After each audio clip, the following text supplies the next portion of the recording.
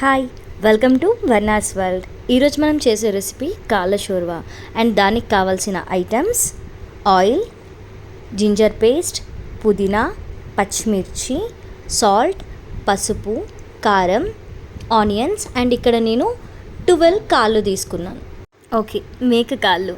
Stove on చేసుకొని దానిపైన ఒక బౌల్ పెట్టి అది వేడైన తర్వాత దాంట్లో తగినంత ఆయిల్ వేసుకొని ఆయిల్ కొంచెం వేడెక్కిన తర్వాత కట్ చేసిన ఆనియన్స్ దాంట్లో వేసేయాలి. ఆనియన్స్ కొంచెం వేడిగా బ్రౌనిష్ కలర్లో అవ్వాలి.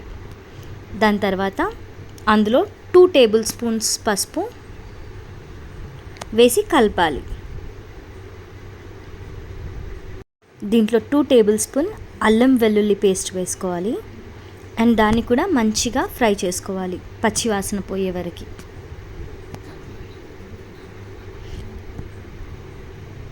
అండ్ కాసేపు క్యాప్ పెట్టి దాని తర్వాత మళ్ళీ ఓపెన్ చేసి దీంట్లో కట్ చేసి పెట్టుకున్న పచ్చిమిర్చి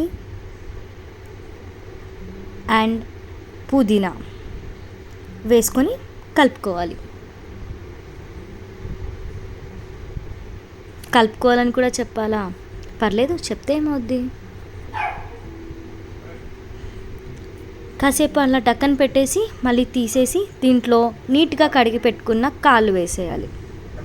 అండ్ వీటిని చాలా మంచిగా మిక్స్ చేసుకోవాలి.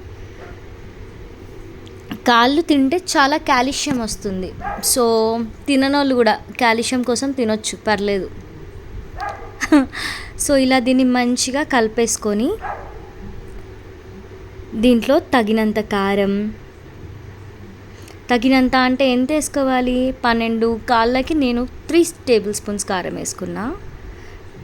అండ్ 2 టేబుల్ స్పూన్ సాల్ట్ వేసుకొని దీన్ని మంచిగా కలుపుకోవాలి. మీరు కారం ఎక్కువ తింటే ఇంకా కారం ఎక్కువ వేసుకోవచ్చు.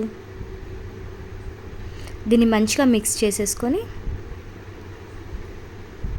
ముక్కలకి మంచిగా మసాలా పట్టేటట్టు చాలా మంచిగా మిక్స్ చేసుకోవాలి. అండ్ కాసేపు దీనిపైన క్యాప్ పెట్టేసి వదిలేసేయాలి.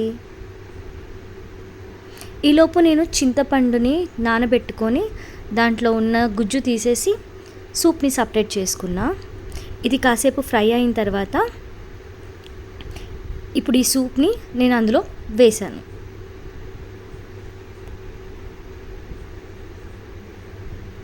మళ్ళీ ఒకసారి మంచిగా కలిపేసుకొని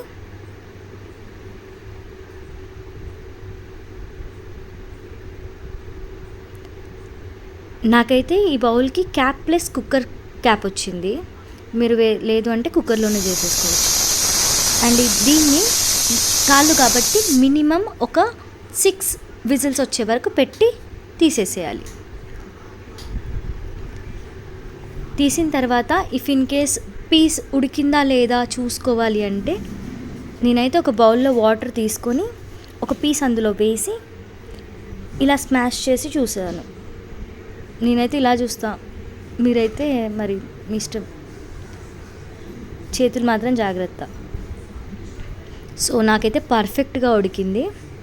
మళ్ళీ క్యాప్ పెట్టేసి ఒక 2 మినిట్స్ నేను అలా పెట్టేశాను. అలా క్యాప్ తీయగానే వావ్, స్మెల్ అయితే అద్దిరిపోయింది.